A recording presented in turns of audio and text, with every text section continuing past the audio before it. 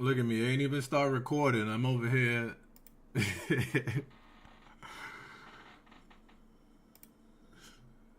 Almost caught me slipping there. So tell me about this market open paradigm. Why it's so hard to trade? Is it so hard to trade, or is it so hard to wait? Is it so hard to trade, or is it so hard to wait? Because it's definitely not something that's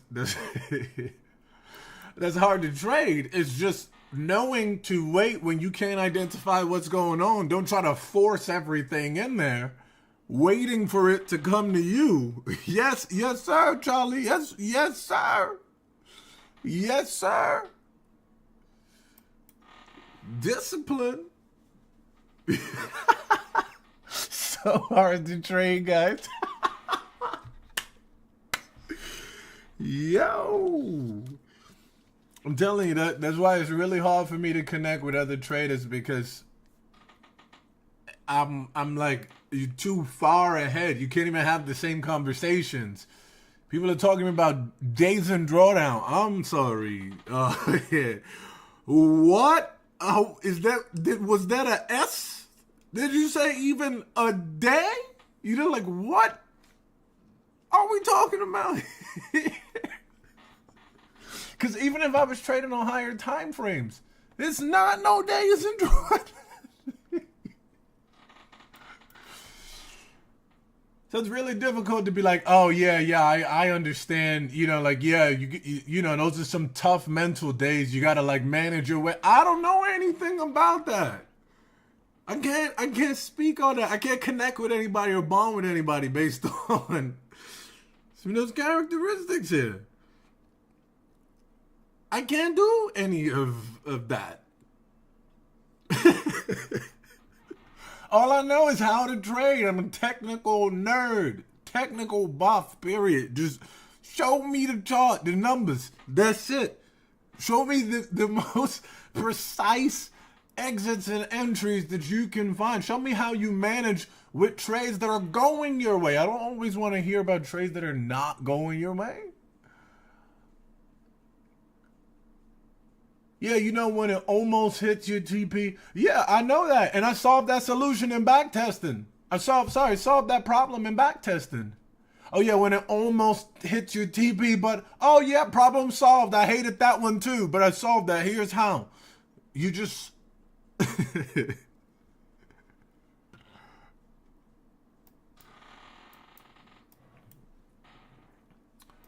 So nice. This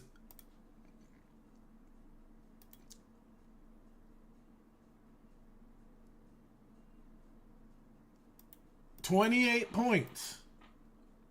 What could a 28-point start do for you if you know exactly when to begin looking for it and how you should manage it? You want price to go and run the high? How many institutions told you it was buying to get that high out of here?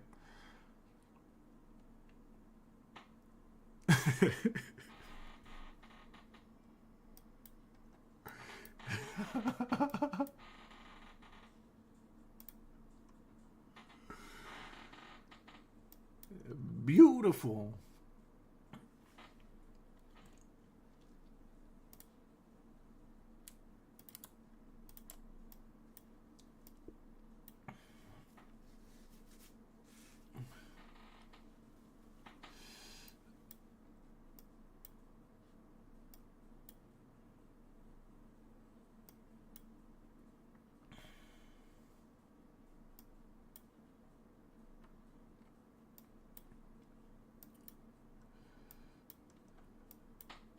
So now here's the confirm guys. The guys looking for confirmation to want to take price higher. They're looking in here.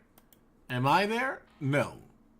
Because I clearly see that we have not taken anything. And for me to believe that this area can hold, that's something that it would be asinine and erroneous to say that I have confidence to put money behind a move I think is holding when there was no confirmation even given that we were looking to go long. I just knew where the move was coming to trade back into the previous range, but no high is taken yet. So why would I be setting myself up for an entry to go that way if... we're learning something here, right? Now the imbalance top that's within here. So if you get a move out of there, cool. But for me to have confidence about that, I can't.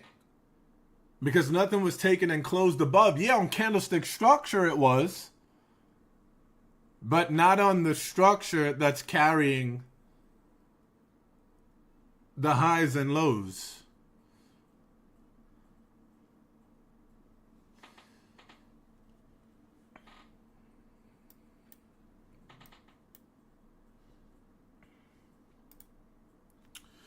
I do have a question for you, which I haven't seen addressed in the videos, but I could be wrong. If I have overlapping zones, which takes precedent? The zone that has the protected high or low. That takes precedence.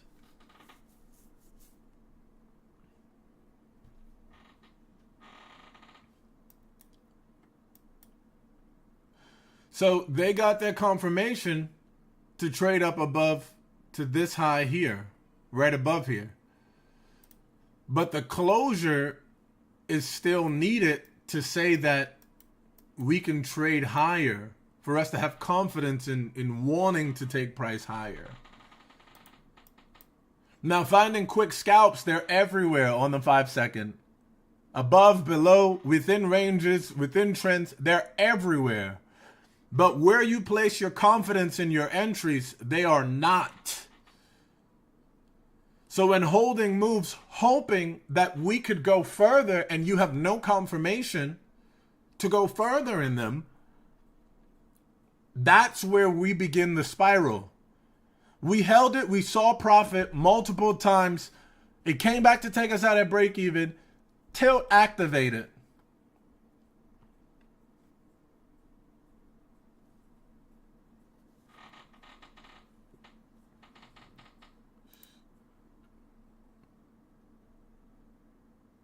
That guy's gonna speak half an hour. Yeah. I think it's who was it again? It wasn't Waller, it was somebody.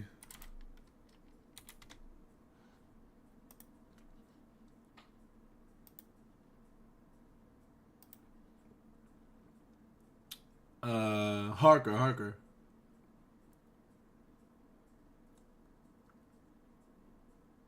But he's speaking twice today.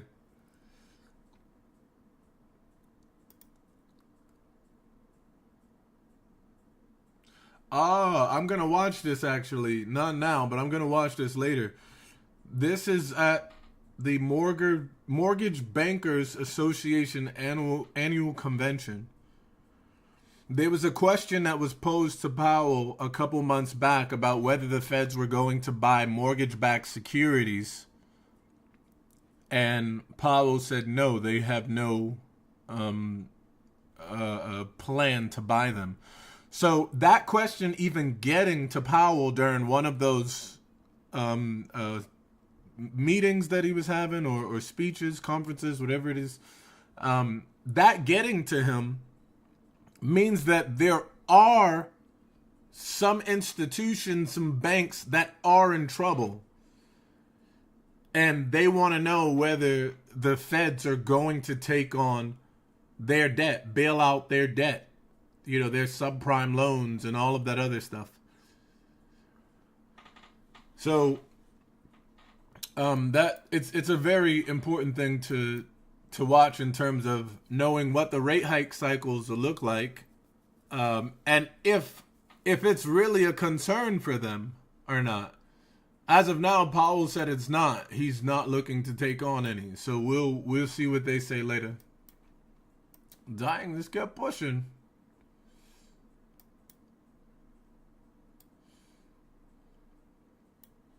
52 points there. But we got that close above right here with our zone below now. We took out this high. Likewise, we took out that low.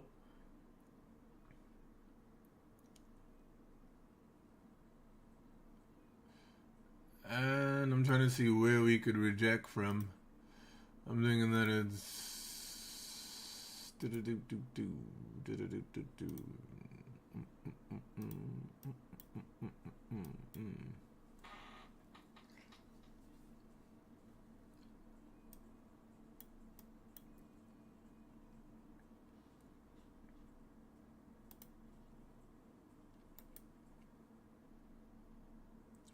Need to work on patience. Might do a cold. This is debt bubble. Let the dominoes fall, and that's essentially what it is. It's gonna fall on banks. It's gonna fall on banks. They are severely over leveraged right now. It's gonna fall on banks.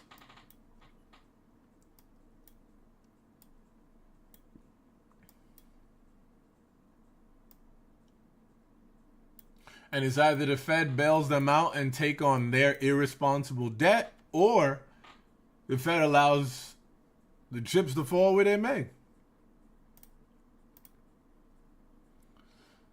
And that's not a discussion being politically driven or anything. A lot of that debt needs to wash out.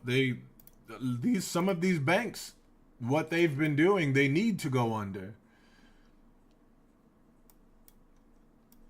And there needs to be some regulatory guidance around these things. There's some that was as a result of the last crash, but with this one, this is the same place we're back in again. When the Feds are ready to, do their tightening cycle, the things that slows them down from doing it, which they need to tighten, they need to do quantitative tightening, as well as they need to hike rates. Get rid of the debt on their balance sheet and create higher rates. That's what's needed. I get that everybody's talking about, it's going to wash out the economy. It's going to do this. It's going to do that. Yes, it needs to. If you want America, if you want the dollar to maintain its strength and maintain its value and it wants to keep its status within the world, yes, those things need to occur.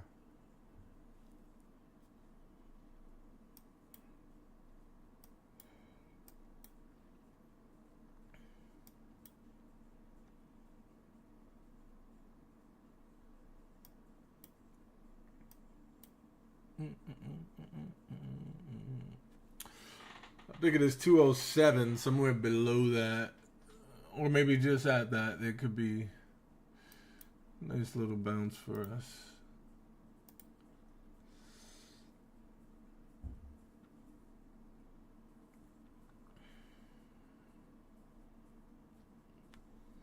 So I don't think it's going to be a matter of bailing out the banks. I think it's going to be a matter of consolidating them. Allowing the banks that work with the federal government currently to have priority on the assets of these banks that do fail. They're going to end up creating efforts to consolidate.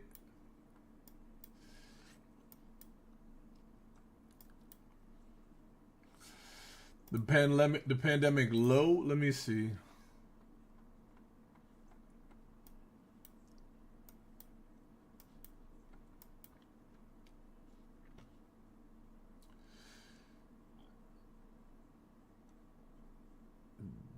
Damn.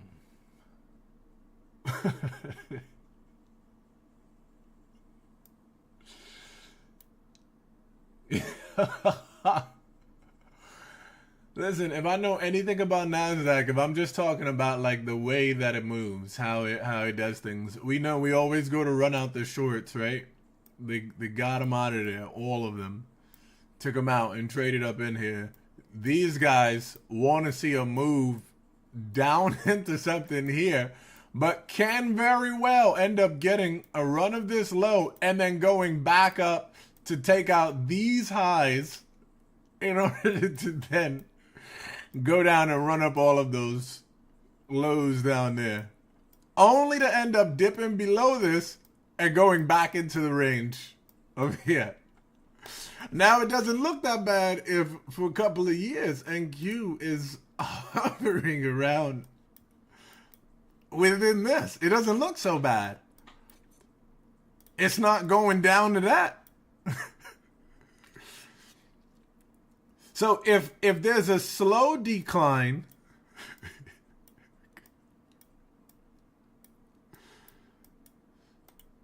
people are not as frantic about what stocks are doing. You're just going to get people wiped out in different cycles. That's it.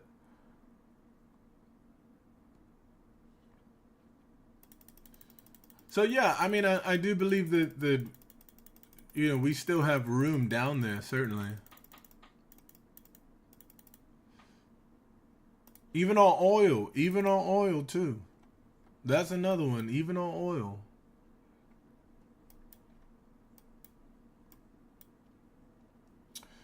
Look like we escaped away from here. That's fun.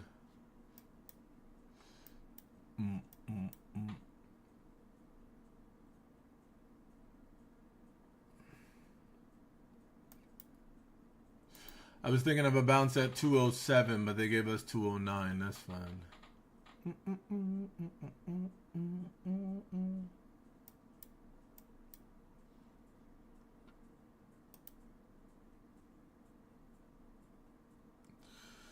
With the help of the Fed that's bailing out, same thing JP Morgan just did with SIVB is the same thing. Fed helped JP Morgan with Bear Stearns and Washington Mutual in 08. Yes, that is very true, but the people who were operating that bank, they lose it, but it bolsters the assets of the banks that do work with the Fed.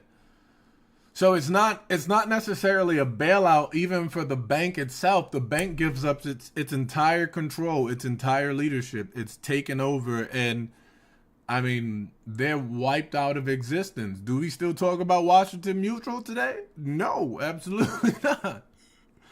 Wiped out of existence. We just associate it with that. Same thing with Silicon Valley. We're going to do the same thing there.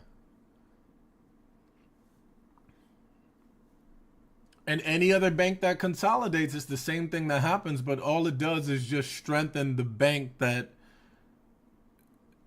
was able to consolidate the assets of the other bank into their own.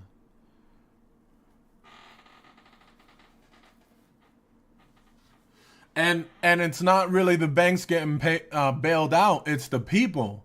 Their deposits are not there. It's not liquid. They're not able to get it out of there. So the feds, it really sounds like the feds are bailing out themselves.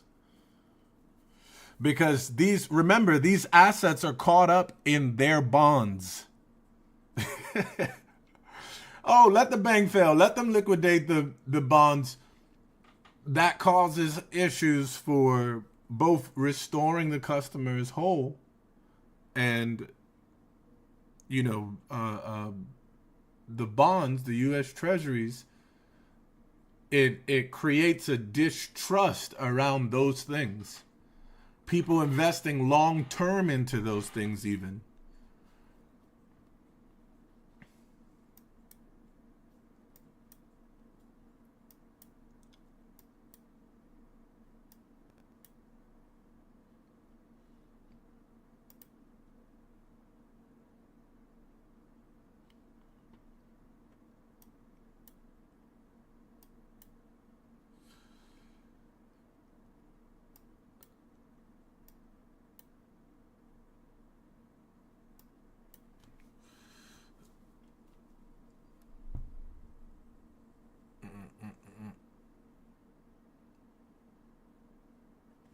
Oh, somebody said Bitcoin had a huge push. um, what?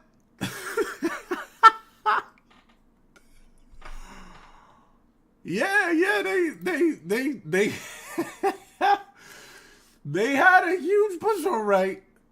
But um,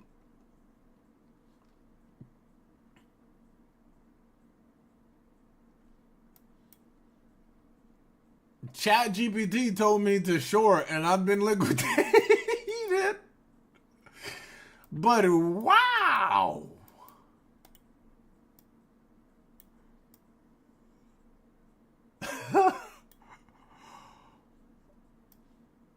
What?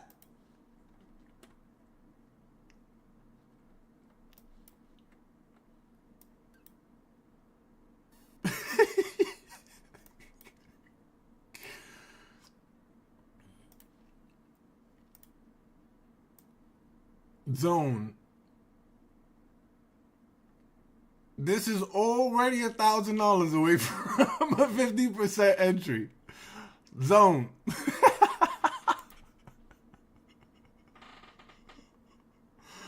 Well, I guess good luck. Good luck here. We. Wow.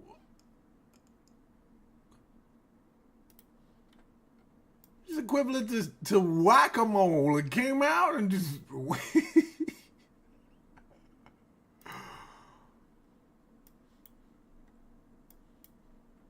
Goodness.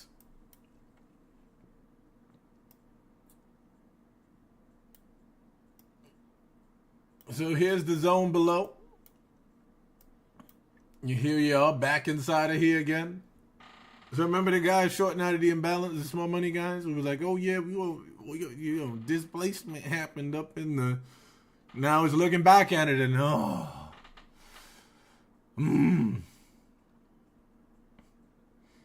maybe I should add.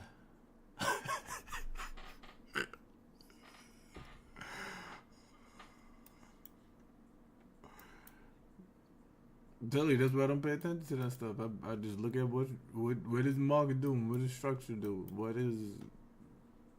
I said the confirmation that we want to go high is taking out this high here, and closing. We should move higher into there.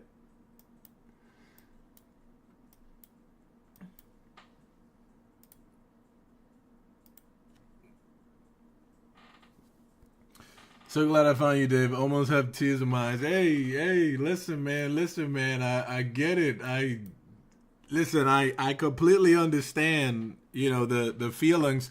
That's why I let people talk about, like, when people have conversations about their prior mentors and the stuff that they took on that wasn't good things that their mentors helped them to develop. Their mentors helped them to lose money with all that other stuff.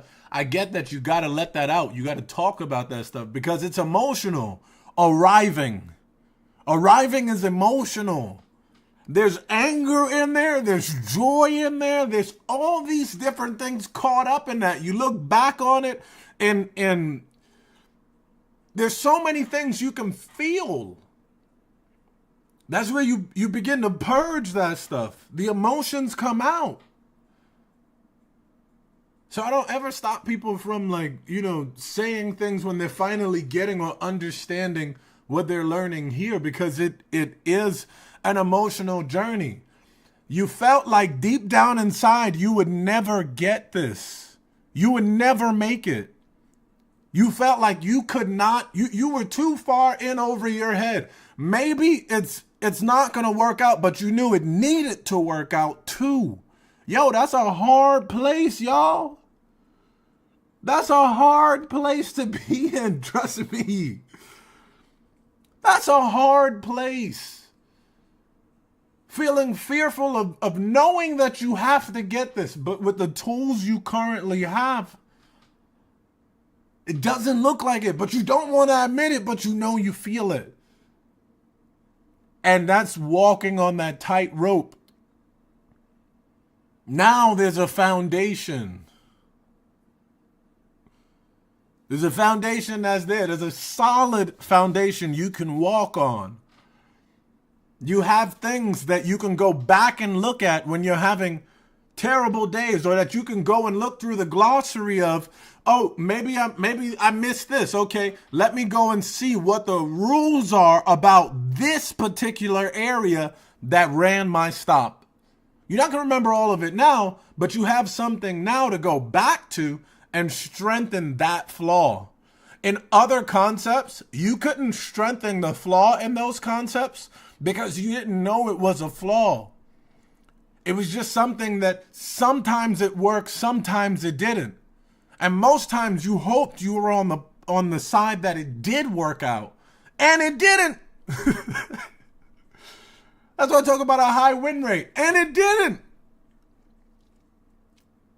You shouldn't have to wrestle with that. Especially when you got these institutions making billions of dollars a day in the market. What? You knew there was a way, and that's why you kept searching. And now you kind of got that. You have that here. So yes, this is why I do not try to stifle the voice of anybody that feels a certain way about the journey and the things they were even misled on. Some mentors will mislead you. Even with the things that they were misled on, it turns into resentment. Let's not act like human emotion isn't a part of the process too. Just because somebody else doesn't want to hear it doesn't mean that it's not something you should communicate and get out.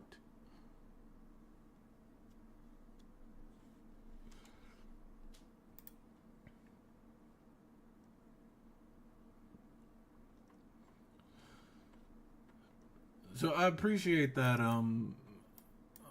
Victor. It may feel overwhelming, but you've arrived. You got the information. You finally found it. Finally, they talk about, oh, there's so many ways to make millions of dollars. There's so many ways to be a millionaire.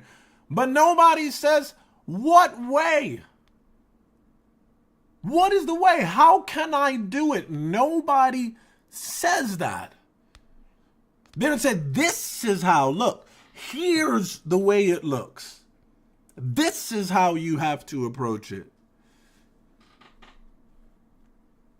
So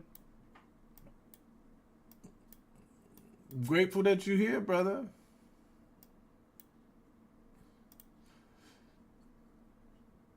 So look, this is why when we get to here, remember how we just missed that 30%? This is why when we get to here, I know this can occur on that,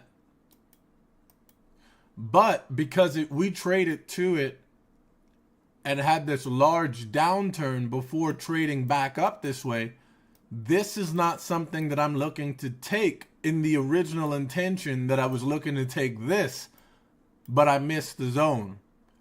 So this is another problem that people have too. Not understanding that when price does wrap back around to the entry that you're looking for, what's the overall narrative when we get in there? When we're trailing our lows,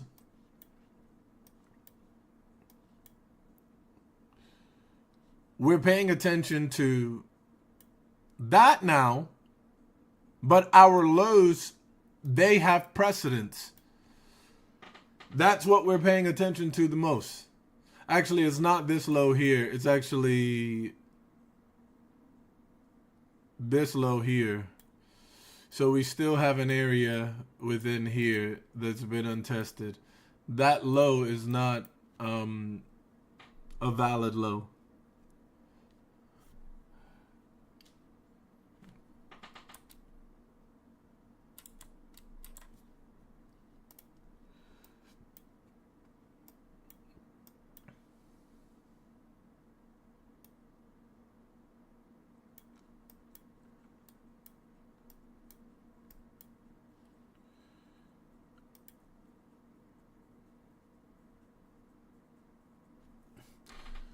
After the first video, I stopped searching. The piece of knowing that I found exactly what I was looking for is unbelievable. Hey, I'm telling you, when I got to that place, I was like, there was so much anxiety. I didn't know what to say. I couldn't sleep at night. It's just like this new world opened up to me. And I would just get angry and angrier looking at wages, job wages. I would get angry knowing that I could take my last $600, and if I applied discipline with the right information to what I was doing, I could run circles around a monthly salary in one session. One? Yeah. When I started thinking about that, I said I would never, ever apply for a job application again. I started deleting the resumes that were on my computer, shutting that door of ever going back to that part of the world. Shutting that door. All the different backups, not gone. You don't have to walk miles to sell something for a company where you only get paid a certain percentage or commission of whatever it is you sold. And your salary is predicated on someone saying, yes, they need the service or not. What? But you still did the work for the company and just didn't get paid for it. Hey, that's crazy.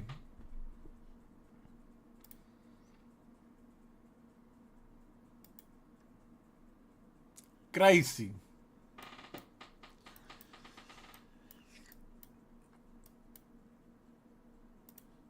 Now we're trading up into here. I'm expecting here to look down into here.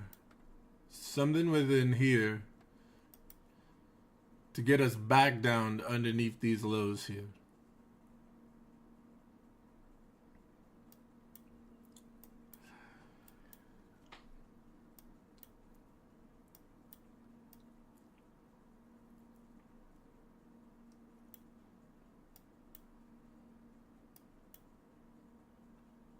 But remember, we supposed to be shorting because the Hamas and, where Israel and Russia is going to be the new world reserve currency. And China's coming for the U.S. and the Saudis are going to make Biden beg. So we supposed to be shorting, for that, right?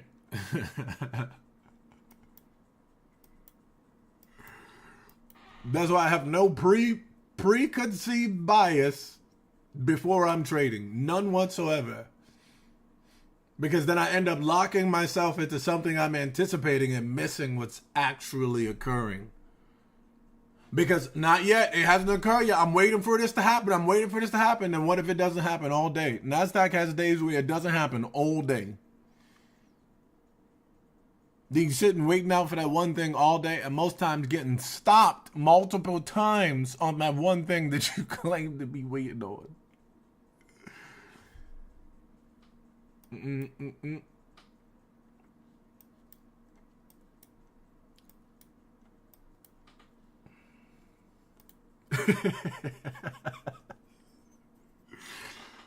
I'm telling you, the imbalance guys, like when they see that back there.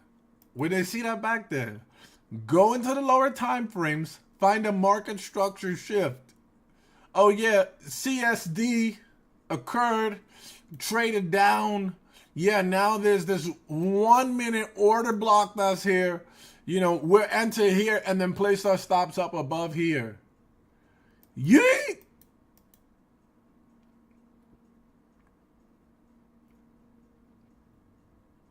Or even quarterly theory, believing you don't need a market structure shift. If you're talking about a reversal,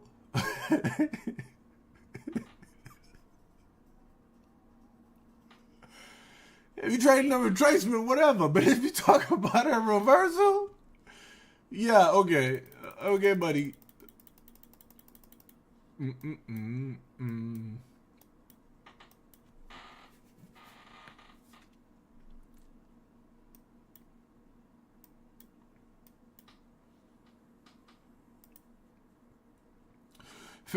is 292. So I was looking at 288. I was looking at 288. I'm trying to figure out why though. I was looking at this for some Oh, see that high we were talking about? This high right here? How we ended up seeing this little inside high get taken. Now we're in this imbalance, but what we have Stoic, actually, this is something new I wanted to teach you in particular. We have this IFVG present here with the CE of the wick, and then this is, which one is this? The SIBI, sell side, right? Oh no, sell side is down there. Bitch. Let me stop. So look, if you go to the daily time frame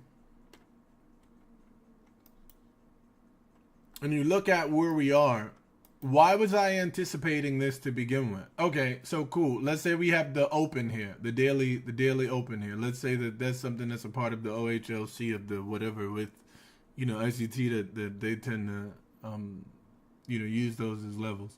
So let's say that.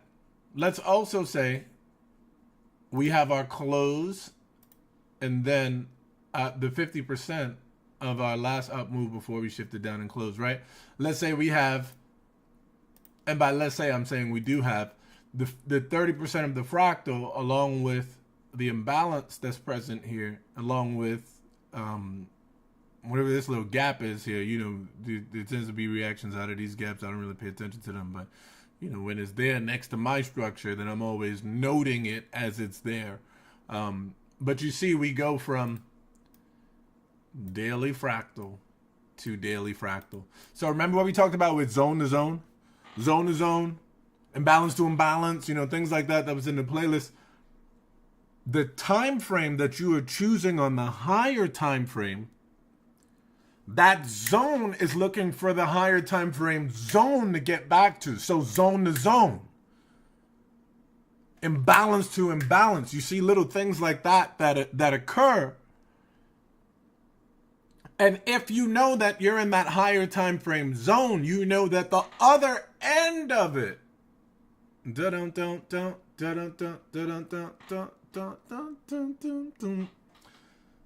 Sorry, I'm getting a little too excited with the music.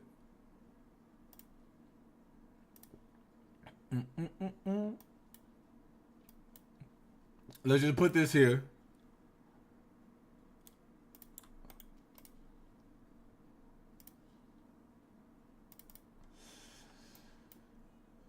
$324. Okay.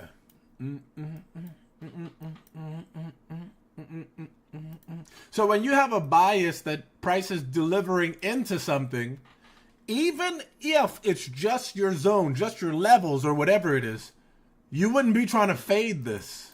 You'd be trying to fade this. Yeah, it can go down there into that. No, wait. It can go down there into that down while it's just digging into your zone. So the narrative when you're in this area helps you when you don't understand these little things and don't know whether it's actually going short here, or maybe it's going short here, maybe it's going short here, maybe it's going short here. The overall narrative that's present within here can help you to understand what side of the market you should be on until we get a shift coming out of what? Key levels, key areas, zones, the fib levels, all those different things that we have present there.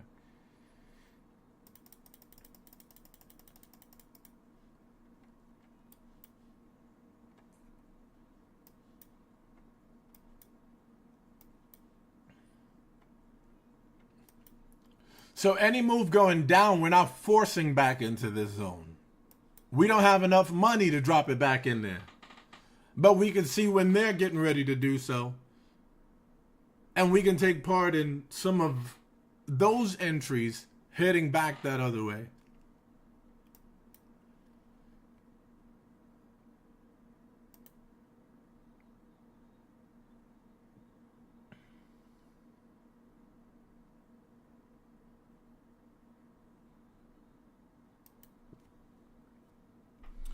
Sibibisi will work, I have seen. I mean, yes, it can work. It can work. We're not saying that it cannot. It can very well work. But to enter into a trade because that's there with no narrative that we're actually breaking down from there, or we're finding some strength coming out of there, that alone is not good enough. With structure, like you mentioned, as long as it's aligned with structure, perfect.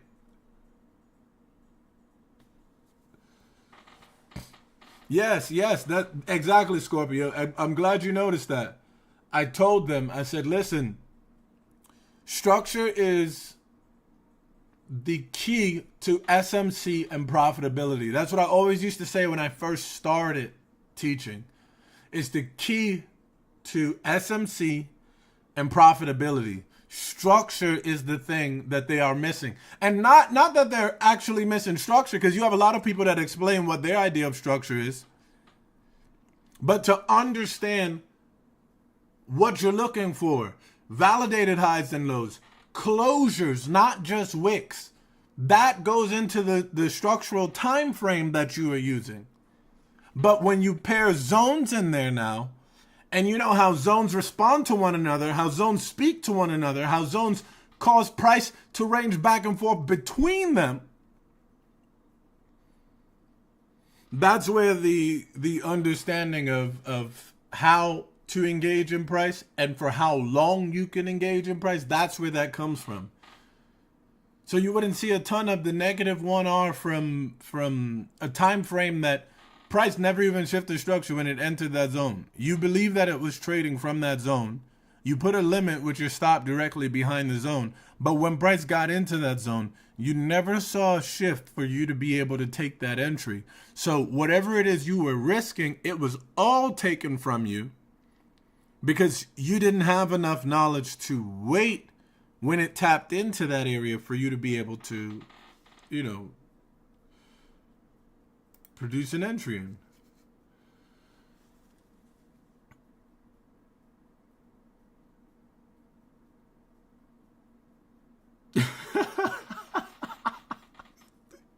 Yeah. Flying tortoise, that's hilarious. That is hilarious. Box this for 5 points without 7 other things on either side. That's beautiful. Yes, beautiful. Dave, I've never ever seen anyone market structure mapping like you.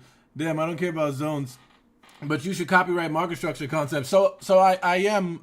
That's what I was telling everybody. They'll get their accounts taken down if they go teaching my stuff. Is already in the process of being copyrighted. So, yes, that is something that's the legal establishment is already there for it.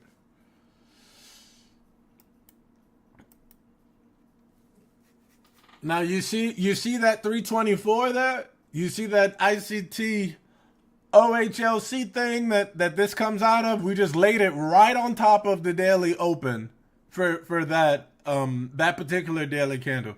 And we saw this move down from it. We saw this move down from it, right?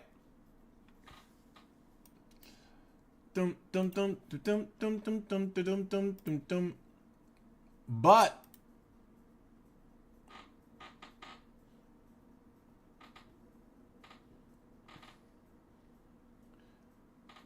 we also see where we are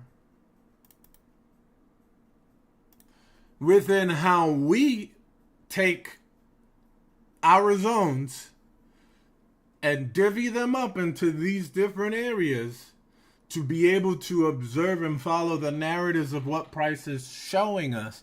These are the only areas we need to focus on when we're looking for reversals. But now that we've gotten there, whenever we get there, we pay attention to what price does there. So it allows us to understand what to do next. But we know there are things that we need that are met first.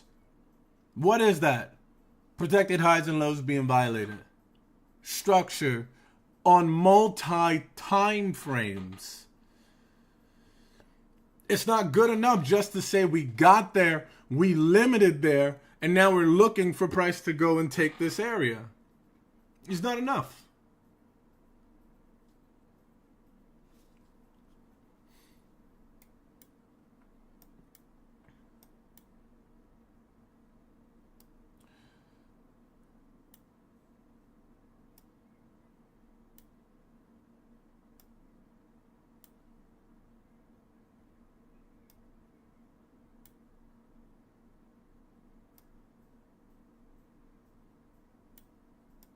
And keep it there.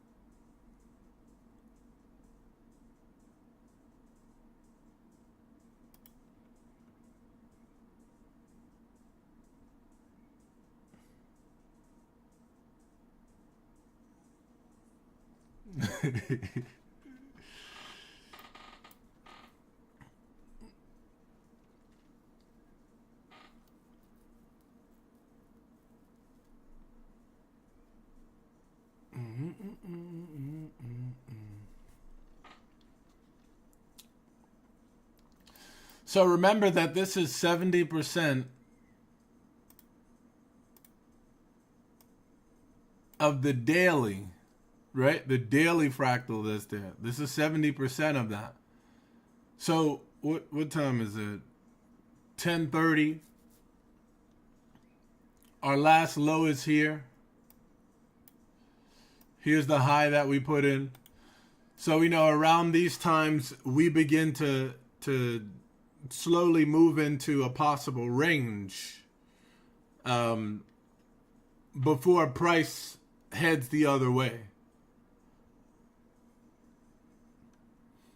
So we're at our 10:30 hour where we could, see price end up giving us structured movements, even if it's still structured movements to the top side up here. Whichever one it is, if it's structured movement stretching back this way, it's still what we anticipate after 10:30.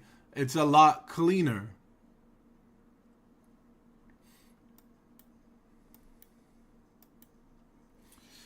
So the first thing we look at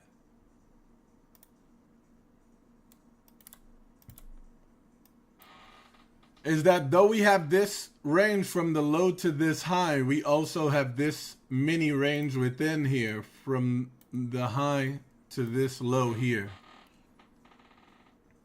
And the first thing you want to see is that taken, and you might want to see price trade back into something here.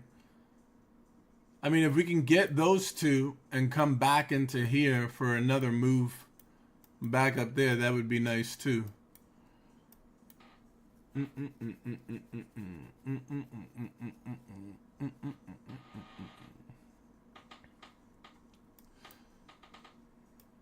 Now, is this useful for me to want to hold for my own personal entries? Is this useful for me to want to hold and take price a million miles away if I already know how to take enough out of something that's happening and then go back to just observing order flow?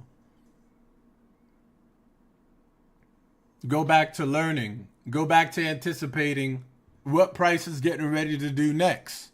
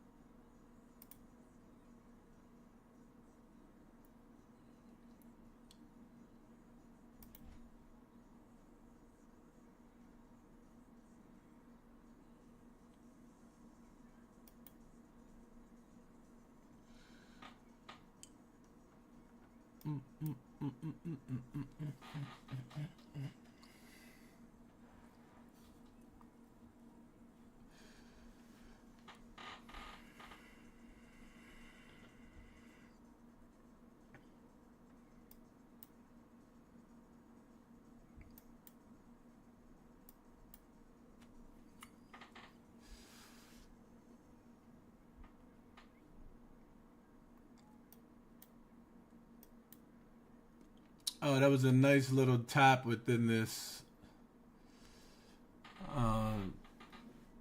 little zone that was in there.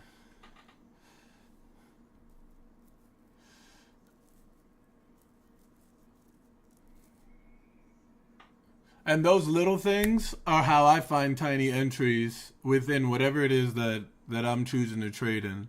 Whatever environment I'm choosing to trade in, whatever, short or long I'm looking for.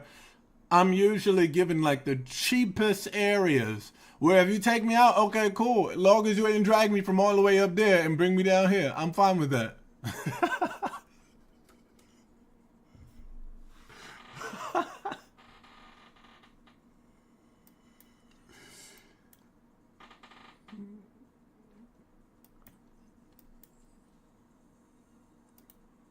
Sure, sweeping every low. Yes, sir.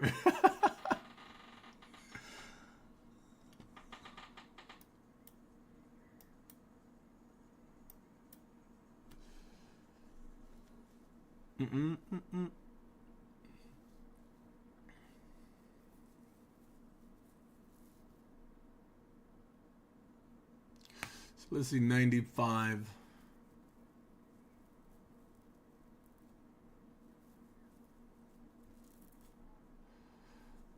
So you see what side of the market we're looking at? We're looking into this pullback, and we're following this now on this side. We were on that side before, watching price go up, but getting into our zone now, we understand that even if price is pulling back now, we still know that it's a possible range that happens in this environment. So we don't marry and believe that we've gotten the tippy tip top of an entry that's there to be able to hold into something from the evening or whatever, from yesterday's evening.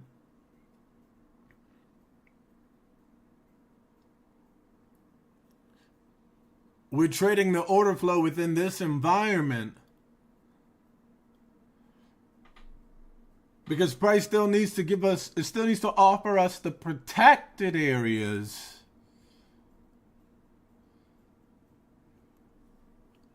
to say beyond a shadow of a doubt we have this like huge belief that the price is taken there. Again, I don't have enough money to send it back that way, to send it to that low. I don't have enough money to put in another high. But I do have enough money to be able to follow what's going on within here.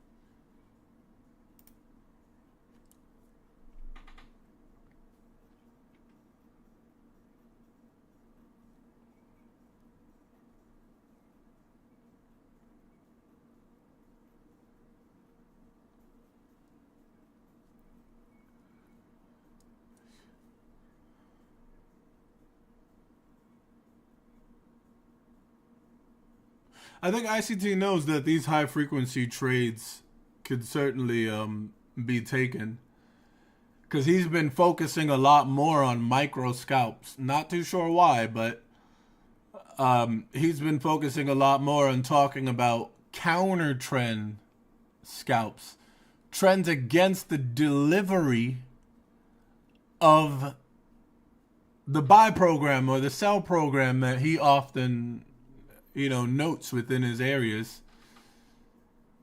Mm-mm, mm-mm, mm-mm, mm-mm.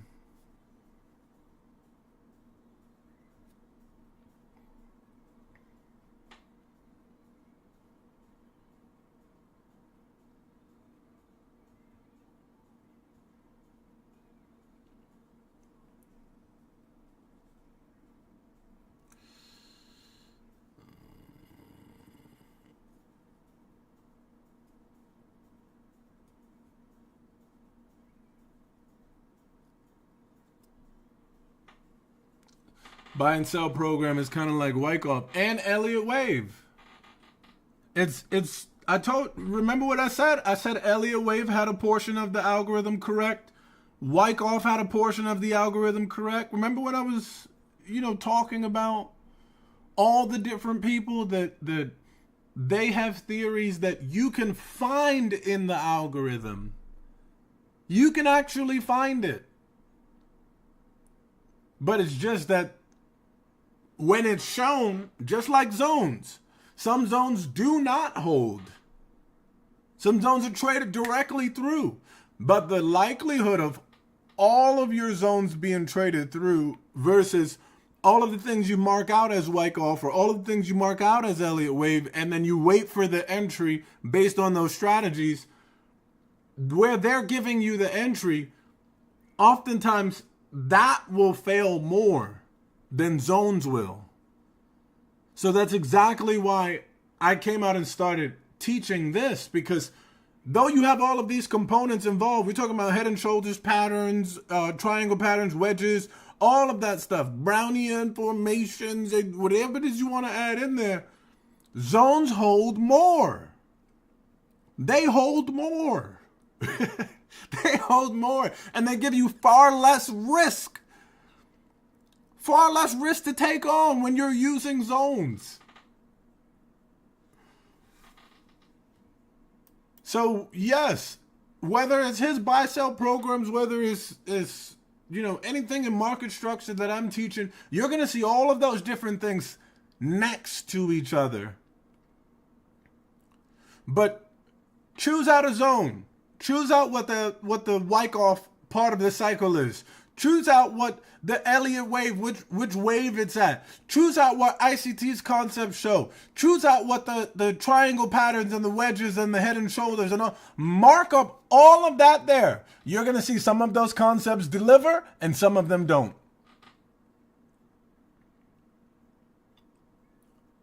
And that's going to help you to understand which one is tradable and which one you can materialize versus which ones you can't. There's some people that can only materialize in their trades ICT concepts. They're only able to work within that realm, and that's fine. That works for them. For other people, it does not.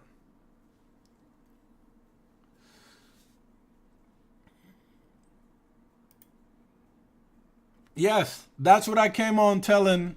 Remember, I came on telling Kit that when I first got invited to the Trader Roundup, my very first contribution to the Trader Roundup is that I told them that I use Wyckoff for consolidation and Elliott Wave for trends. That part of it alone can make you profitable. Using Wyckoff for consolidation and using Elliott Wave for trends. Both of those together, you have both sides of what the market is doing. Elliott Wave has flats, yes, but Wyckoff is more refined to understand where you are in the current market cycle than those Elliott Wave flats do. Those Elliott Wave flats can end up being very subjective. The different kinds of ones that they are. So when I first came onto the Trader Roundup, I said, listen, Wyckoff is consolidation, Elliott Wave is trends. And that's the whole market. It's one or the other. It's doing that or it's doing this. You have to find a way to work within those things and know when to and when not to. Once you bring in the discussion of the fractal nature of price, now you move away from Wyckoff, because then you're going to see Wyckoff everywhere. So if you see Wyckoff everywhere, you're not going to be able to trade it on lower time frames.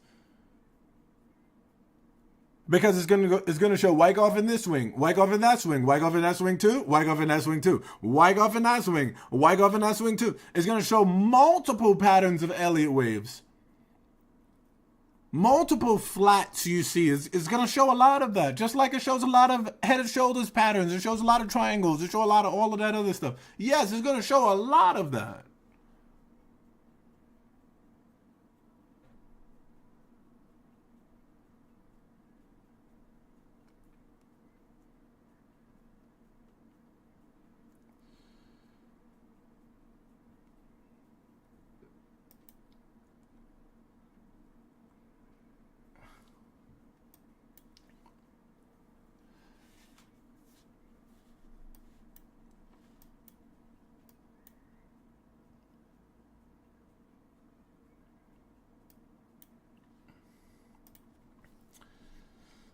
Why do you think he pounds his chest? He knows the buy-only scalping you do will be smoked in a true competition. Yeah, right. Yeah, right.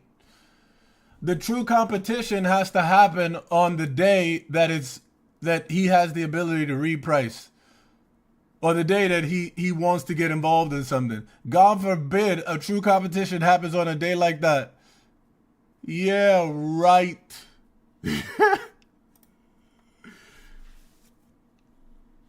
That's why I want him to call price right next to me, because I'll pull out every zone I know possible and show you all those different areas where you can hit and take 5 out of before his pyramid even gets to his buy side or sell side.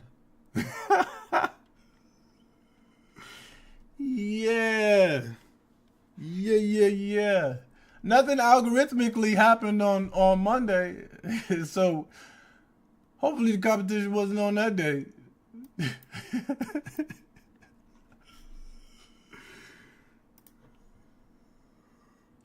Listen, I'm open to calling price right next to people, to you know, being on screen showing people different things, that open to that. Because then I'll start delivering one-to-ones easily. I'll start delivering when price takes a taps into an area and we trade back to the high that put in that low. I'll start taking entries there. I ain't gotta do these 5-point scalps. This is to familiarize you guys every single day with zones that are used from higher time frame to lower time frame. I'll take one on the 15-minute and just watch that trade deliver a daily 1-to-1, deliver a weekly 1-to-1. Lapse. I don't need an FVG to lapse.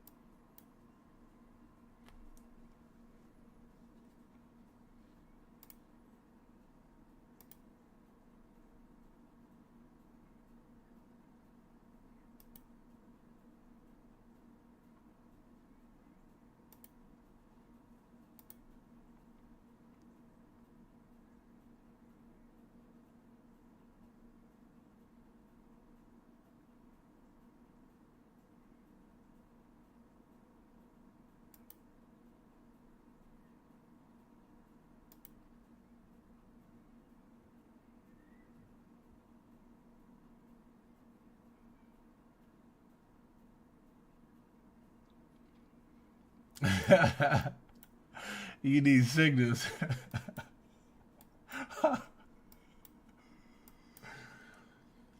Hey man, listen, every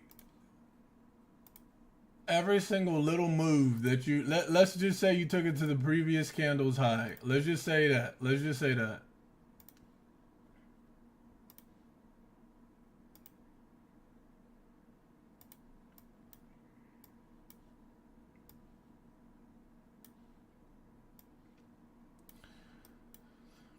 Look at these moves. On a counter buy only, scalp. Look at how we went from a smaller one to this one here, larger, and this one here, even larger. Just the previous candle alone.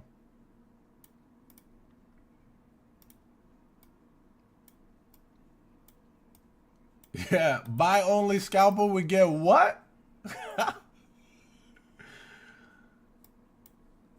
Dudes don't even be. Have you seen the people competing?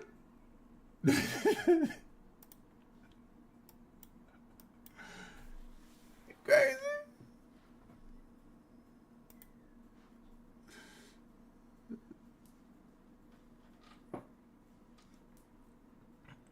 Hey, beautiful, Stoic, beautiful, beautiful.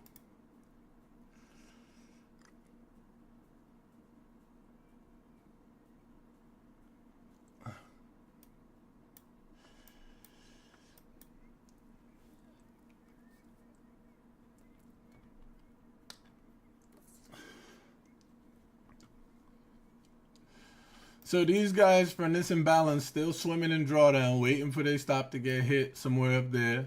Because the 1 hour imbalance to the left, dead giveaway that we were gonna take out something down there, whatever. These guys here, the OHLC guys, price taps into the open of price on the previous day's candle, and then we get a rejection away from that, leading away, right? Protected highs and lows, when we talk about that, we have a low that's down here that's protected. Now, we do have these smaller pullbacks within here making our way up, but much of them cannot be considered highs and lows because there is no body closure below the previous candle as it's pulling back to trade further in. So this area here, or at least this high here, provided that first body closure on that pullback.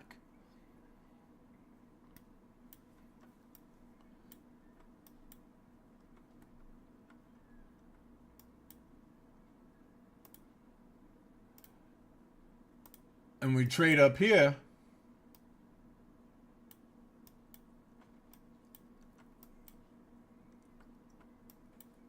And we'll just follow structure.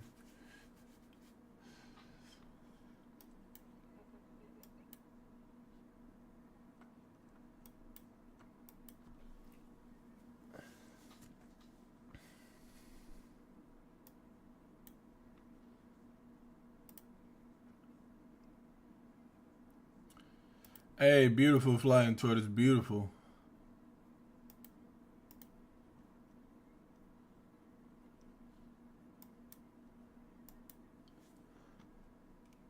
Note that this is a equal high here.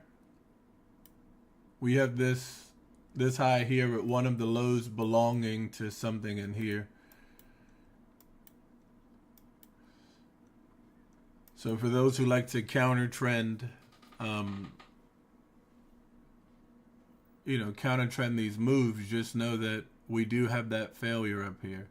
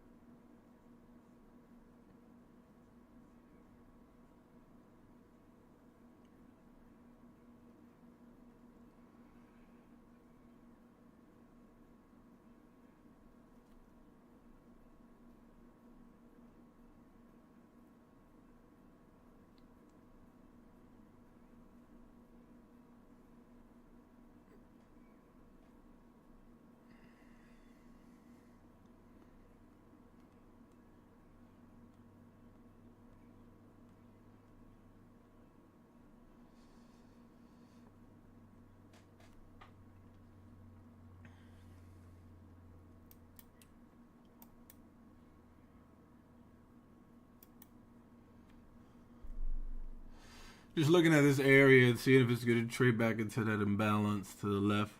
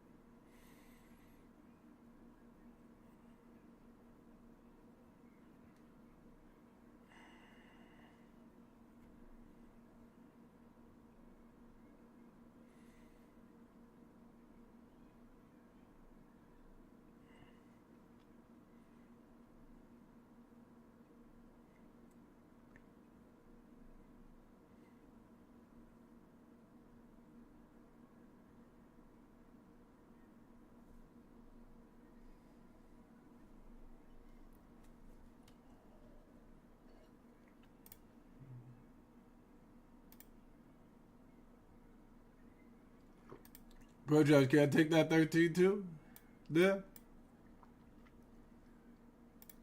And if we can, will we be able to divvy up all of that? And then let's look at that true competition leaderboard and see within a couple of minutes if they're able to get that.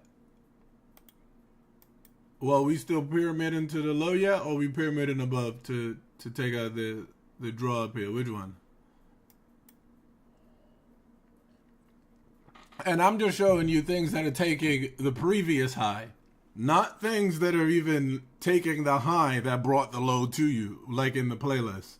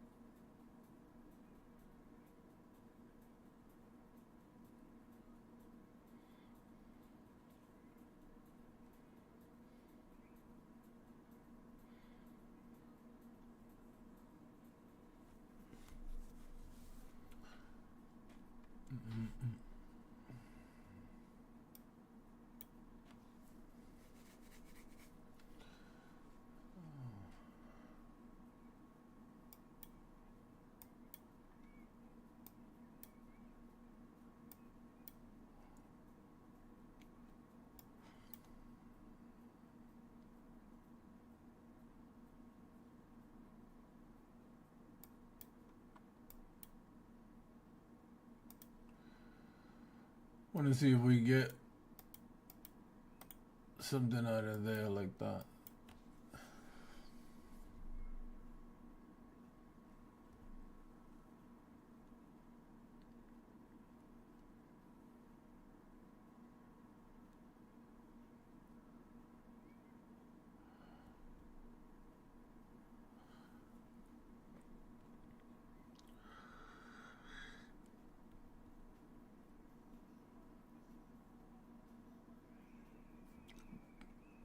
Pyramid and stack and blows away any scalper ever. I mean, if pyramiding and static and scattering or whatever it is, the stacking, if that's something that helps a person get to whatever it is they're looking to take a trade in that direction. Let's say he was pyramiding to the draw above from down here. He would be pyramiding in most of these areas this entire time.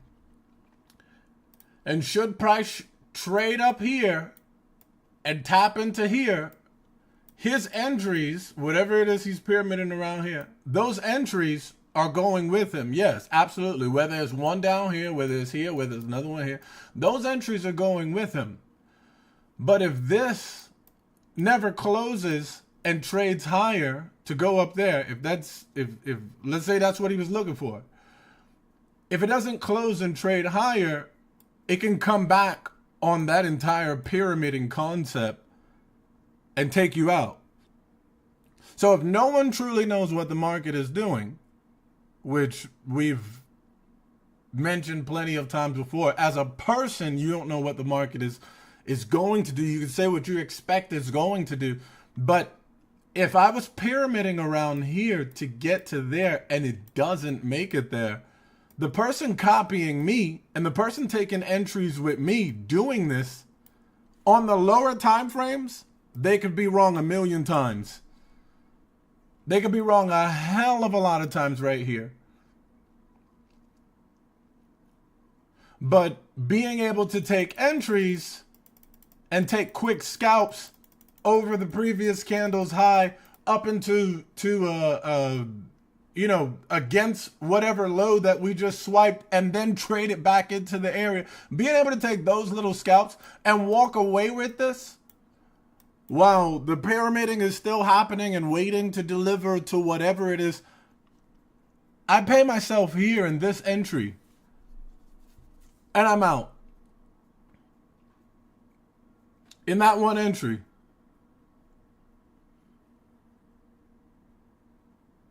And if I wanted to take every entry that he has to pyramid to take wherever it is that he's going, I'm in some of those entries too, and against some of them. So now, if we're talking about pyramiding, let's say we traded every zone we could and took it to the neighboring candle.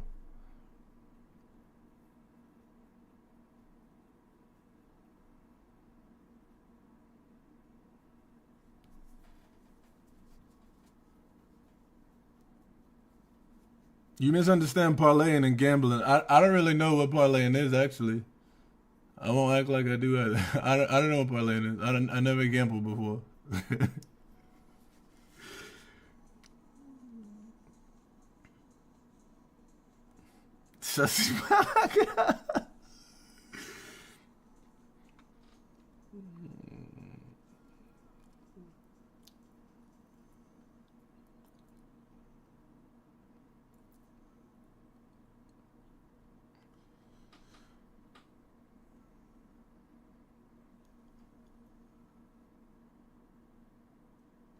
I mean that is I get what you're saying, Pro Charge. That is true, but at the end of the day, if you're doing the pyramid thing, you need it to deliver. Let's say it was here, or let's say it was something up there. You need all of this to at some point deliver. If this chooses to trade down like that and takes out all of these lows here, stops you from your invalidation point, whatever it is, you take the loss of all of those contracts you slipped in there, hoping that price traded up above. Versus if I was to take that same contract and be able to take little efficient scalps within here, the same, like the total of what he's pyramiding to take that way. If I was to take that within each of these areas and be able to take a quick entry up, closing at the neighboring candles high, the pyramid that he's building, the stacking that he's building has to deliver for that profit. I can take that one set amount of contracts and create multiple trades within there. But guess what? If I'm now on the higher time frame, on the hourly, I can do that on the hourly, I can do it on the 4 hour, I can do it on the weekly, I can come down to the 1 minute to do it, I can go down to lower time frames and do it. There's far more opportunity to be precise for me in using zones and scalping them than for pyramiding and expecting it to deliver that way, and it doesn't.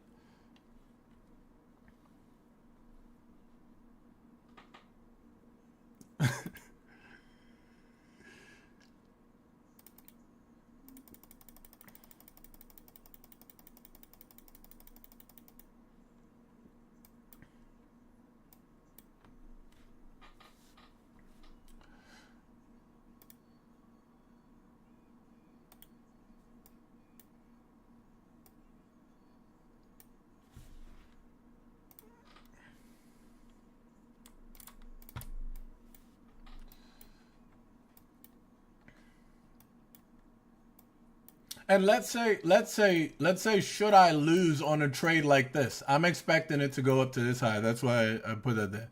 Let's say should I lose on a trade like this? It trades down and take out that low.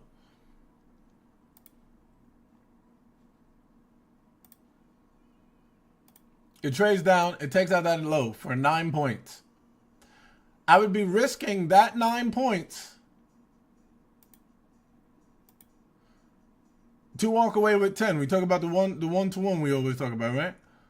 So that would be another 10 points over here in an area that someone pyramiding to go this way is still waiting for price to break out of.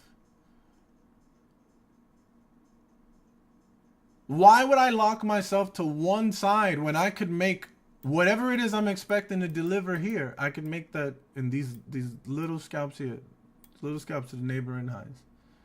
Little scalps to the neighboring highs. And if this is to drop back down here, then bounce right back up like that, guess what? Maybe there's another pyramid entry to go up there. But in the event that it does, and I'm looking to potentially take an entry, I can take my one entry there versus needing to see a delivery or averaging down to whatever position I'm already in. If I took that one loss there, I still have realized profit that I could wager up for these little losses that I couldn't cure by buying only against this area that's happening in here.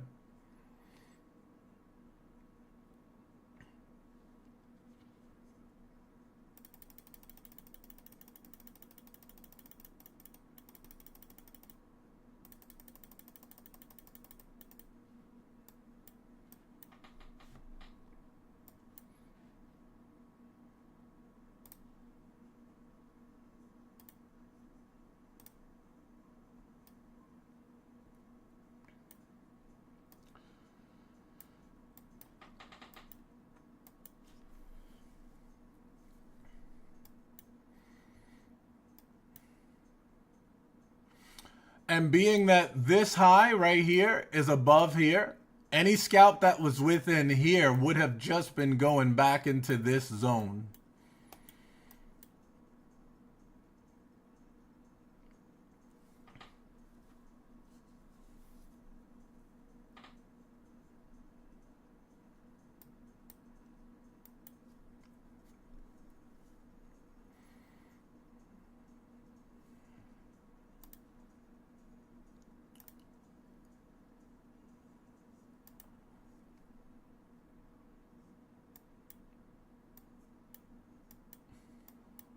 So at some point, when price hasn't even gone 100 points, I may be inching closer and closer and closer to the same 100-point trade.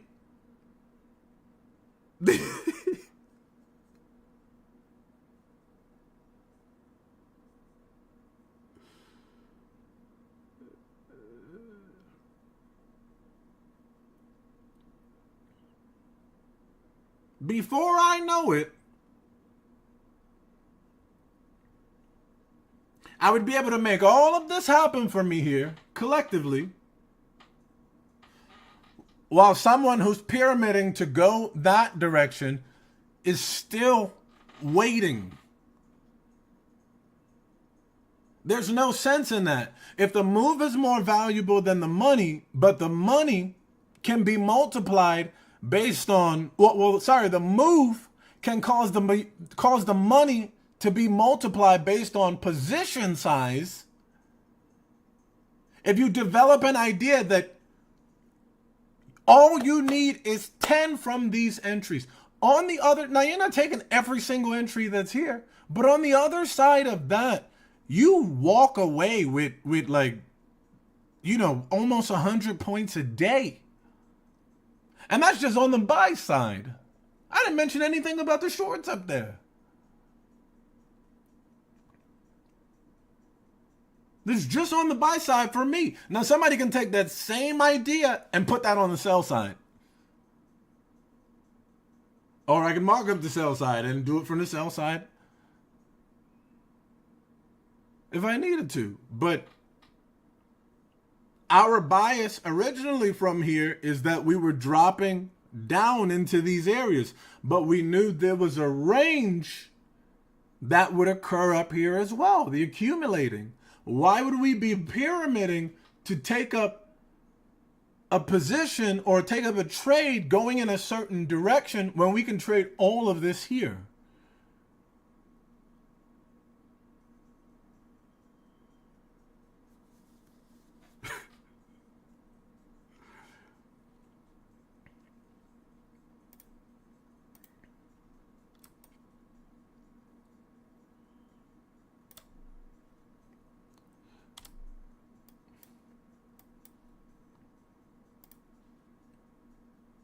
I mean, in theory, I completely understand what you're saying about the pyramiding.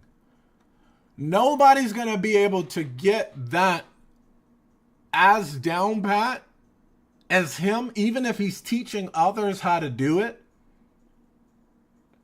because nobody has his perspective and his eye for the market. Just like a lot of the entries that I'm able to take that other people don't see, or it happens too quick. They may not be able to trade the same style as I do. I only buy. Even when I'm trading other pairs, gold, if I'm trading, I'm only buying.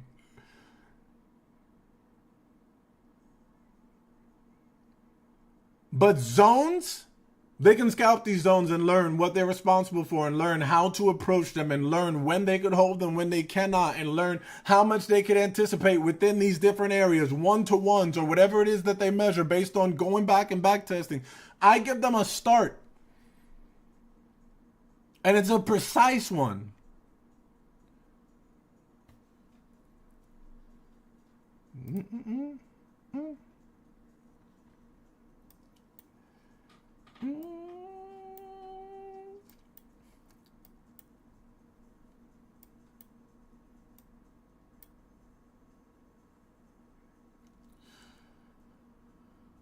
Uh, 69 could give us a move.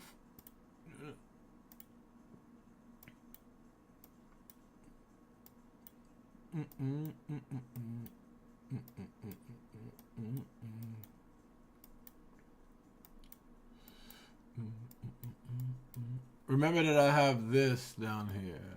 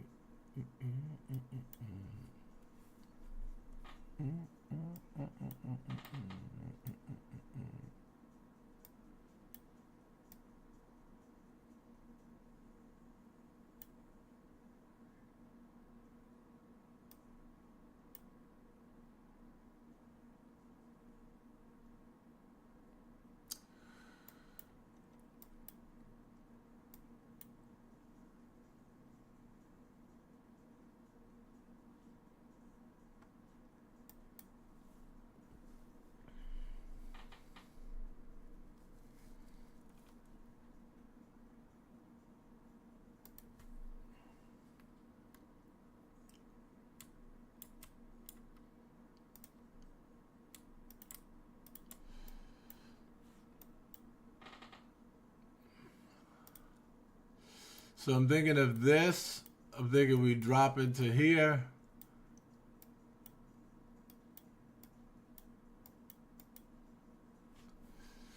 Could see a move like that.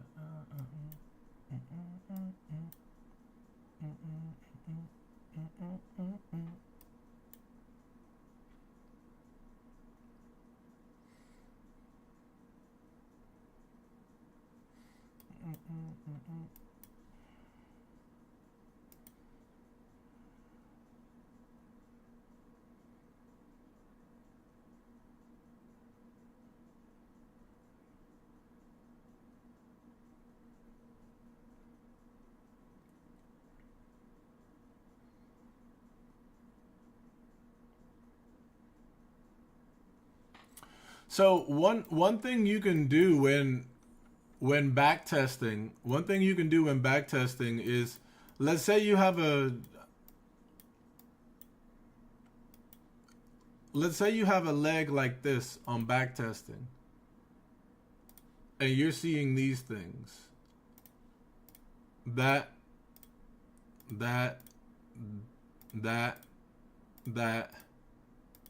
Let's say you're seeing that. You're also seeing this. You're seeing that. You're seeing that. You're seeing this here. You're seeing that too.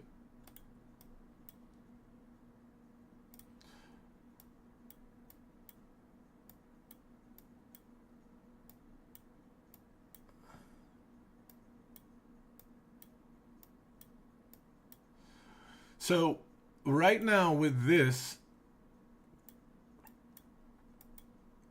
these here, 2, 4, 6, 8, 10.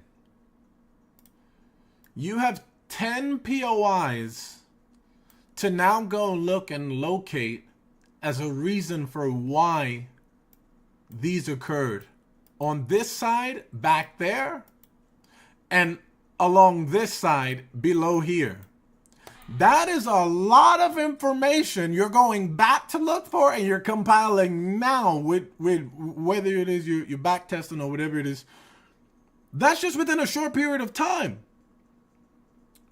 We're saying 10 POIs between 10 and 11 o'clock. In 1 hour, 10 POIs. And that's just 10 that's responsible for a high and a low, and a high and a low, and a high and a low. We're not even talking about the other little things that are happening within it that are POIs. So backtesting should be fruitful as much as looking for the why. Why is it happening? And now you have to observe the same why in a forward-moving market. But you need to know what everything came from. Where everything came from. What caused it? And then that helps you to start zeroing in on where you want your entries to be. Where do I want to get in at? What entry is best for the type of personality that I have? Do I know enough to actually trade these markets? If I don't, shouldn't I be going with... What do I want to... Shouldn't I go with a scout? So, backtesting can definitely provide some solutions on that, certainly.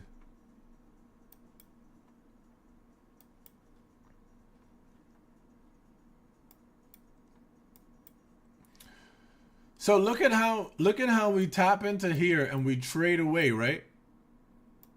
We run the previous candles low. But then what? We don't put in a low. And these equal lows send us here. So for me, if I'm taking an entry, if I'm taking a scalp, and I'm getting out of the neighboring candle,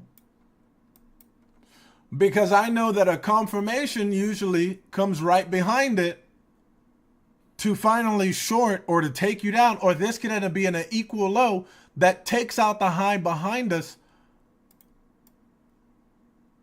Could I have gotten 10 out of that?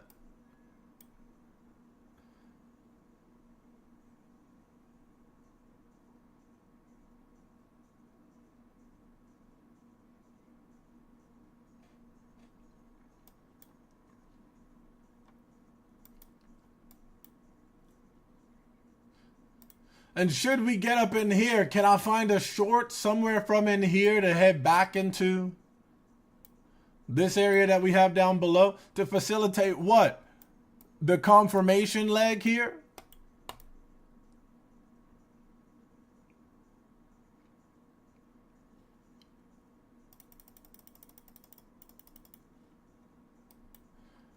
To know that a lot of opportunities are available to me to take trades in, rather than hoping that a high that I don't have enough money to break, or a low that I don't have enough money to break, hoping that we go there because I entered into a position to go to that low.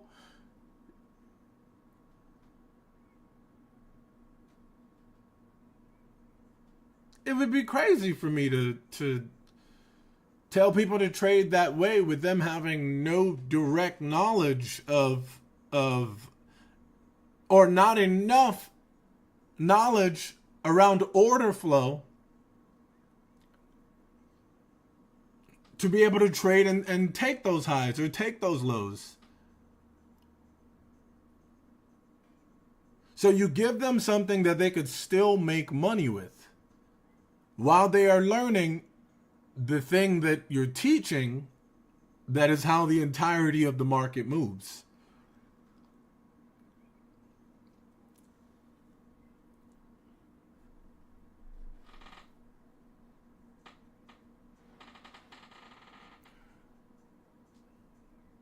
So you think larger moves make you win, ProCharge?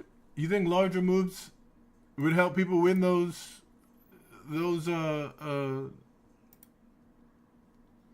competitions?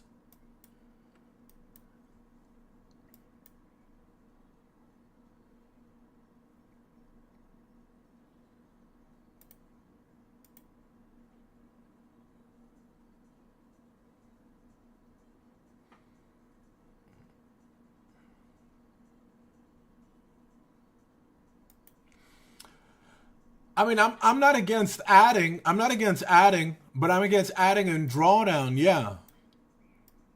I'm not against adding when price is going in that direction. Yeah, it's a lot easier to do that. Could you imagine putting 10 contracts behind that and then 10 behind that one later and then 10 behind that other one as it's going forward?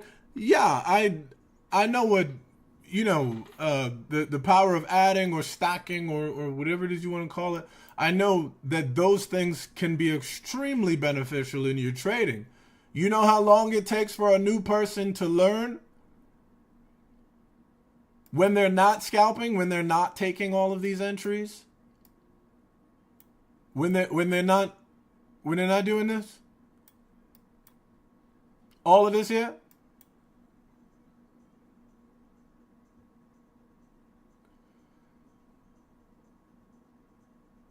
So let me just add the neighboring candle. That there too. I don't know if we had 100 points here. I don't know, but we still going. Just didn't take anything on in here from down here to go up that way. Even though we just ran a low, we was trading back into the previous range. Now we're just sticking with what it is that we see car and how we can take advantage of it. And how we can take a few points out of it and watch on the other side of it end up being the same thing.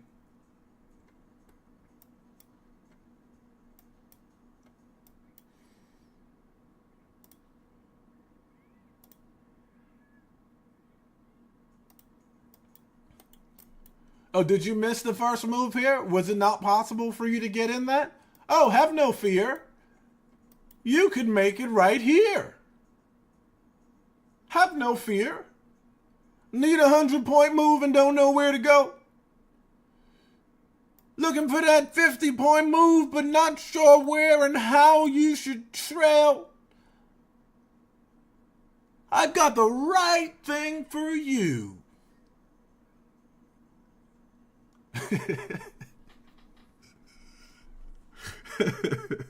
Yes, I recorded this.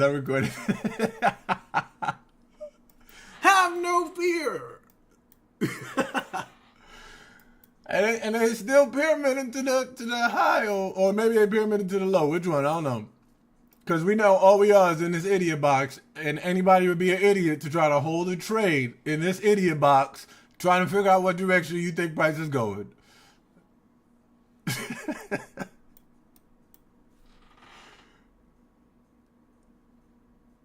Oh, did they just get clapped? They thought they were in the entry. Did they just get clapped thinking that they could hold it because price was ready to, and then the low was taken out? So we know, yeah, so we went to break even real fast. And then, just the skin in the game sometimes is the thing that the reason why and you hear all this other jazz coming behind it. And they just don't know where the market is going, what the market is doing. And while we're still sitting around waiting on the guy to be right, or the other guy to be wrong, that's not our business, because we can take all of these moves within here and make 100 points out of it, while somebody has to wait on the sleeping bag time frame to be able to.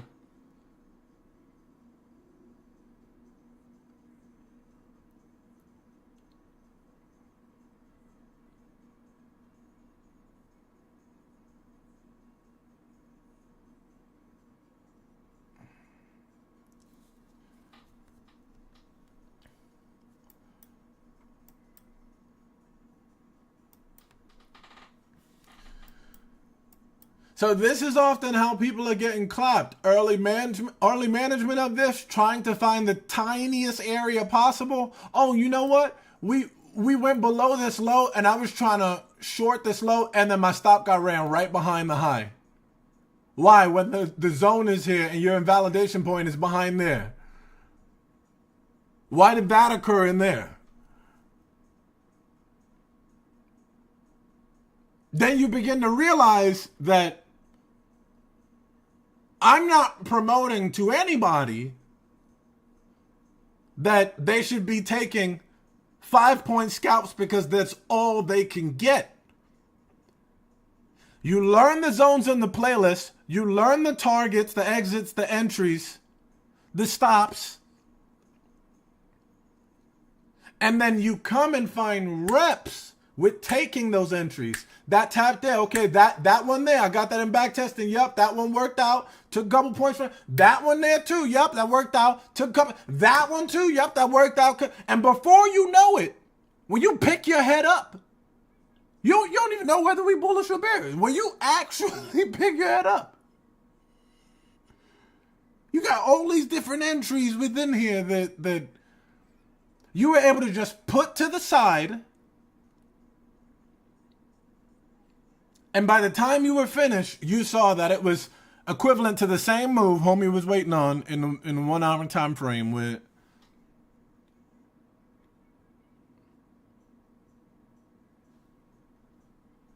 So that's a 50% tap, getting ready to deliver what? A 1-to-1?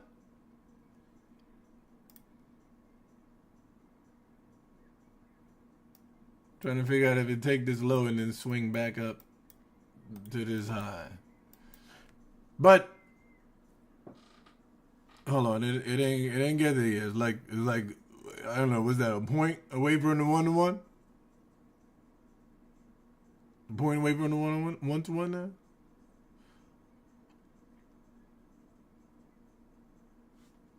And if I was in an entry throughout here, or if I was looking for entry throughout, we know the invalidation is the lows here. And we know that we stop when we're looking, when price gets above that, because we could be on that end of the market that price is not looking to trade higher and shift lower. Now, this is against the bias that we already have of price shifting lower. But it doesn't mean that there are not entries that are possible against that could stack up far more than waiting on that one tap, that one entry, that one move, that one delivery, that one. We don't have to wait for that.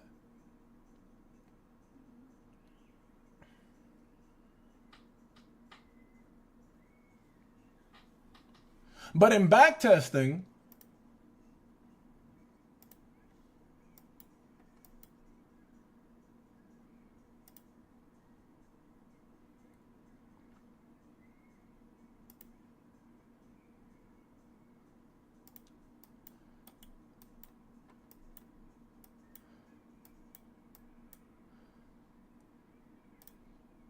we would have already had this drawn out and we would have been watching what price is doing within here. Remember, the invalidation point is there. So at any point that anybody waited for any area to tap, if they were the confirmation type, they needed to wait for a close above the high. If they were the impulse type, then they know that the move they're looking for gets invalidated at that high. But here is where they're looking for that entry to trade in that other direction. Now on the 5-second time frame, are there any moves within there that would have facilitated a move out of this zone to be able to take an entry on?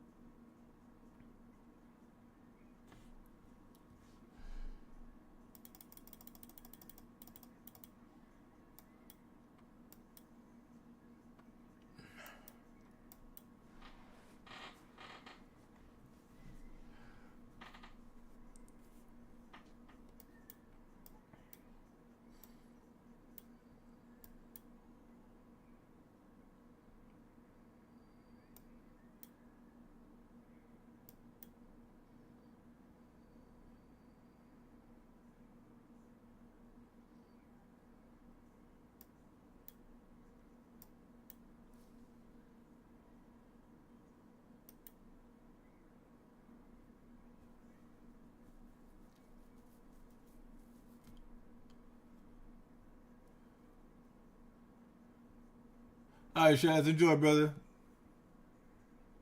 Take care. See you, brother. Enjoy.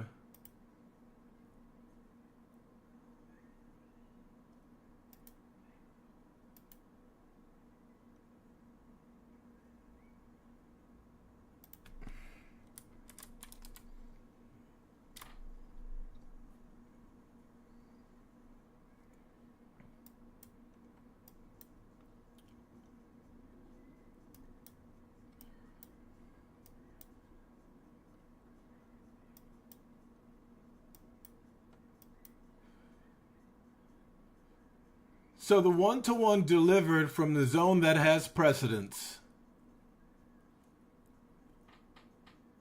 Plenty of scalps along the way, going up and trading down. Plenty. While still, if the guy is pyramiding to go take the high, he's adding in another one right here. And if the guy is pyramiding to go in and take the low, they adding in more this way. They adding in more that way.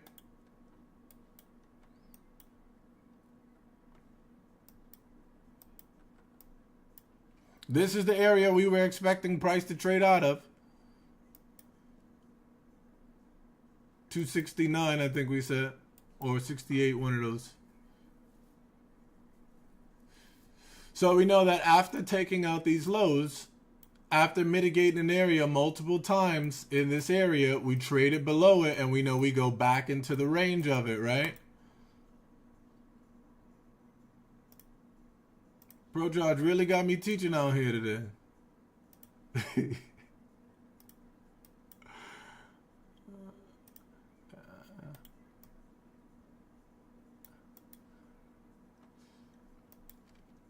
So my buy only scalps.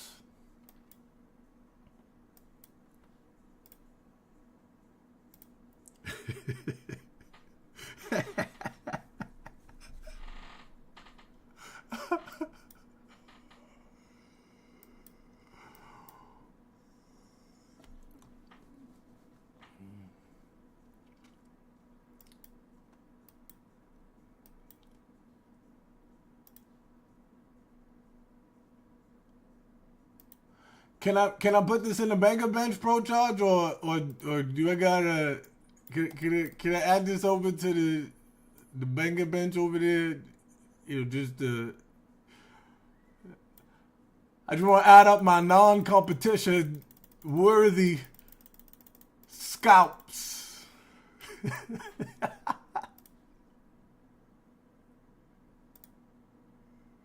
my non-competition worthy scalps here.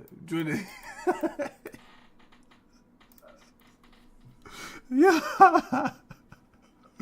For man, this is the exact setups I've been looking for some introspection on, and here we are. Yes, this is why I love questions. I love people talking. I love,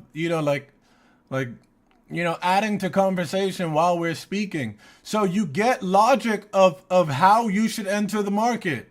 You get some understanding of where your entry should be and what your analysis should look like and what takes precedence. But also, wherever it is that you're impulsive, you can add it into these specific areas that are present. In a market that's dropping down or reaching back like this, plenty of opportunities to be able to take little trades in if you're not the type to hold and manage going all the way to where price is delivering.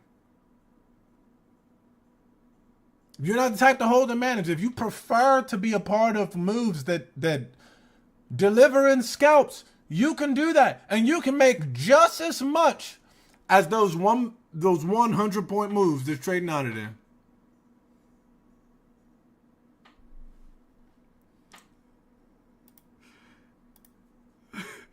Oh man, I was getting an extension cord for wife to cook breakfast. Missed the last part.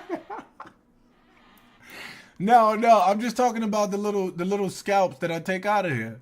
So look, if I held on for more than 10 points, I was expecting the high of the previous candle, then I would be right back to stop loss or right back to break even or maybe my stop is directly behind here. If I was greedy and wanted to, stubborn, wanted to see price continue going up, then I would hold the stop loss back here. But from here to that move up above or to that high up above, was I able to get my 10 and my 5 in it based on being against the direction that price is actually reaching down into? Absolutely.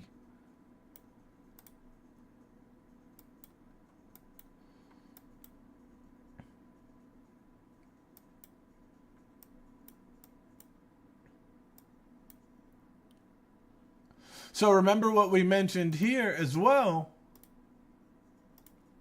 We talked about this low being put in, right? You see the green little markings here? This little low here, right there. We talked about the low being put in. We talked about a high, and then we talked about another low being put in.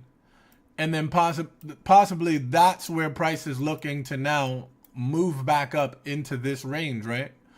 So we have that one low here, right here, and we have another low here. We know that the high that belongs to this first low inside of here is right in here, right at that high, that previous high. So if we're looking for a move to take up, we know that when it is that we should stop looking for moves to go in that direction should be when that high is eclipsed, because we know now price is reaching back into that area, or there's a high possibility of price reaching back into that area after that is taken. So our entries are not a part of things that have no target. All of these entries that we're talking about have targets. But it's targets within order flow that we're paying attention to. We're not paying attention to anything on a higher time frame, lower time frame. Let's say we had an entry in here. Let's say we had this entry within here. And price just starts dumping. Just dumping there. Guess what? We lost that inside of there. Boo-hoo. We lost that Price started ripping the other way. We were not in that entry. Boo-hoo. At some point, we will be taken out. We will incur a loss.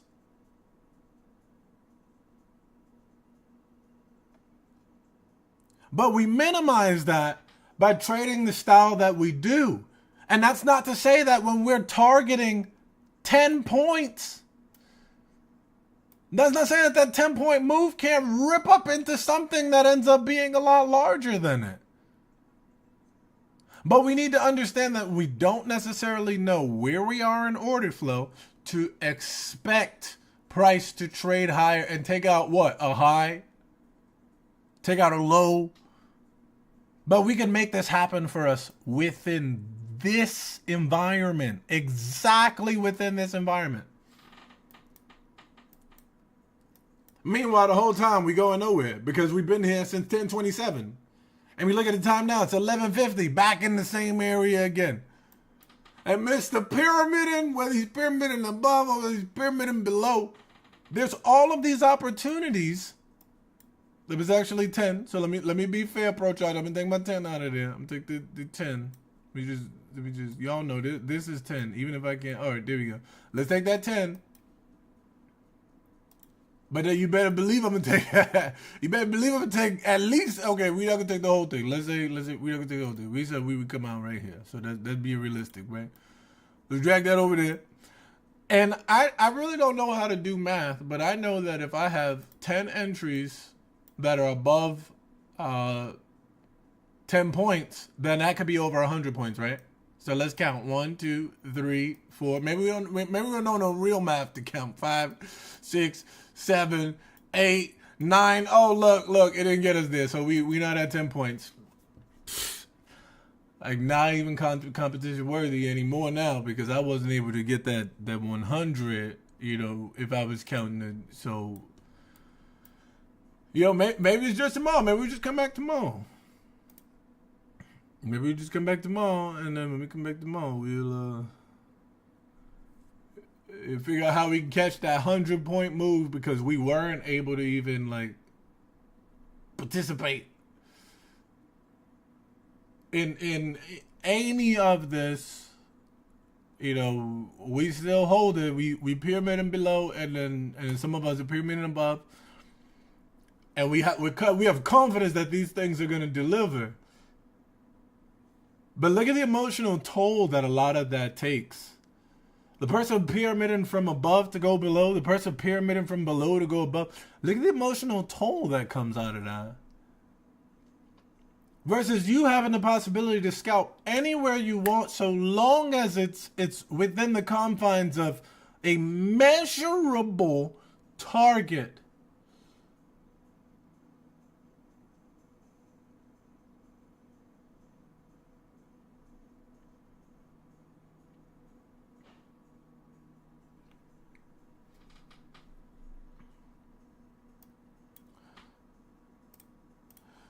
And this is me not even teaching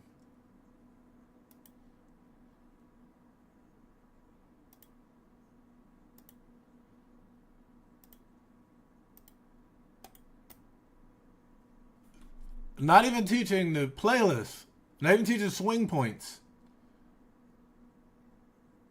not even incorporating any of that. Now we're just strictly talking about the logic of taking part in a market that's not trending.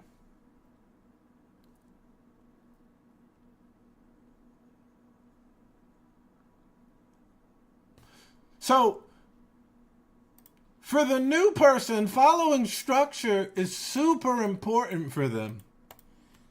Super important for them. But for the people who understand structure and want to be a part of order flow, there's a different kind of mindset you have to take on. There's a different type of entries that you take. Maybe you can pyramid in an entry, using structure and heading into a particular target that you got from a higher time frame. Cool, whatever. If that's what you're doing, fine. But to have to manage that is just, you know.